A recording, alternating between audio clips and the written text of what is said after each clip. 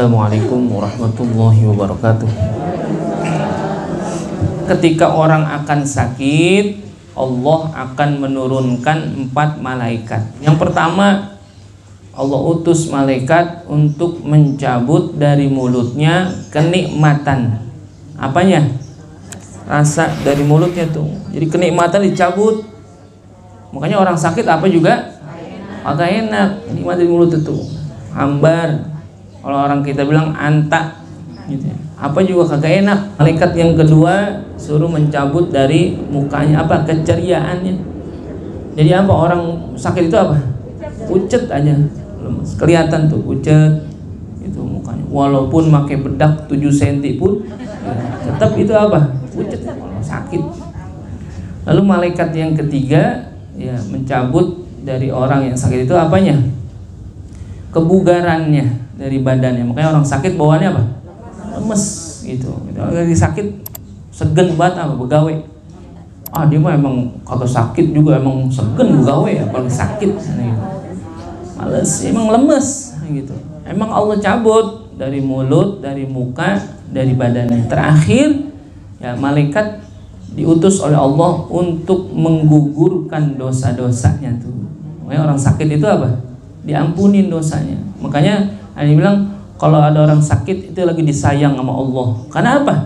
Dosanya kebanyakan. Gitu.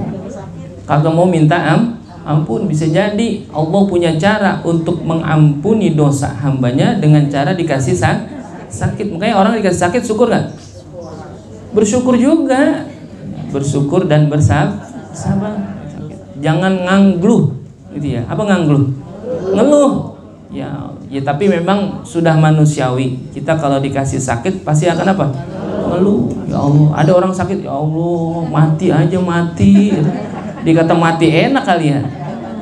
Ada nggak orang sakit minta mati? Nggak boleh ya Bu. Gitu. Termasuk dosa besar. Yang dibolehin begini nih doanya. Kalau kita sakit, kita minta kepada Allah, ya Allah, kalau memang ternyata hidup itu lebih baik buat saya, maka sehatkanlah saya. Tapi kalau ternyata mati itu lebih baik, itu maka apa?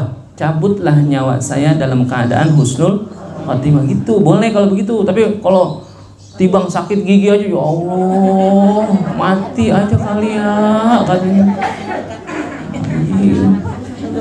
Ada yang begitu. Nggak boleh ya kita minta mati, nggak boleh, itu dosa.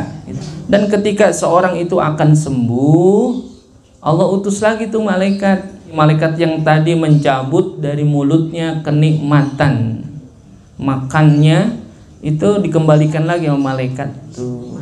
Jadi enak lagi tuh makan, jadi enak doyan. Kalau kata dokter di rumah sakit nih ada orang dirawat gitu, lalu pas lagi makan doyan. Orang kalau udah doyan makan berarti udah enggal waras gitu. Ya. Lalu apa? Dikembalikan lagi kemana? Ke mukanya itu apa? Cengar gitu. Kembali lagi cerianya itu. Jadi orang kalau udah sembuh apa? Kelihatan kan? Kalau sakit itu pucat, nah kalau udah sembuh rumahnya udah ceria lah gitu. Lalu dikembalikan lagi kemana? Ke badannya. Udah bugar lagi, udah sehat lagi. Kan gitu. Kalau udah mau sehat udah onclong lagi gitu ya. Udah kemana aja tuh. Apa aja dikerjain. Kemarin kan banyak yang ditinggalin tuh, kerjaan, rumah. Kalau udah mau sehat, apa aja dicuciin. Itu kasur dicuci. Apa dicuciin? Berarti apa? Sehat itu. Lalu malaikat yang keempat ini mau mengembalikan apanya? Dosa-dosanya. Allah larang. Gitu. Ketika dosanya udah dirontogin kan gitu, mau dibalikin lagi kata Allah dilarang, suruh buang jauh-jauh. Itu makanya orang ketika dikasih sakit, satu sisi dia bersyukur kepada Allah, alhamdulillah, karena apa? Dosanya ampunin, itu dirontogin. Jadi jelaslah ketika disebutkan di sini bahwasanya tiap-tiap suatu itu pada penyakit dan tiap-tiap penyakit itu ada obatnya. Ma anzalallahu da'an illa anzalahu syifaan. Tetapi ikhtiar tetap wajib dicari. Walaupun penyakit itu datang dari Allah dan sembuhnya dari Allah, kita diem aja salah juga kan gitu. Harus ada ikhtiar gitu. Tetapi memang lebih bagus kita ngapain? Lebih bagus itu apa, Bu? Al-wiqayah. Apa wiqayah itu? Memelihara, menjaga gitu ya, mengantisipasi itu lebih baik ya daripada mengobati gitu. Jadi kalau sebelum sakit bagaimana ya? Jaga kesehatan dan gitu. Makan dijaga.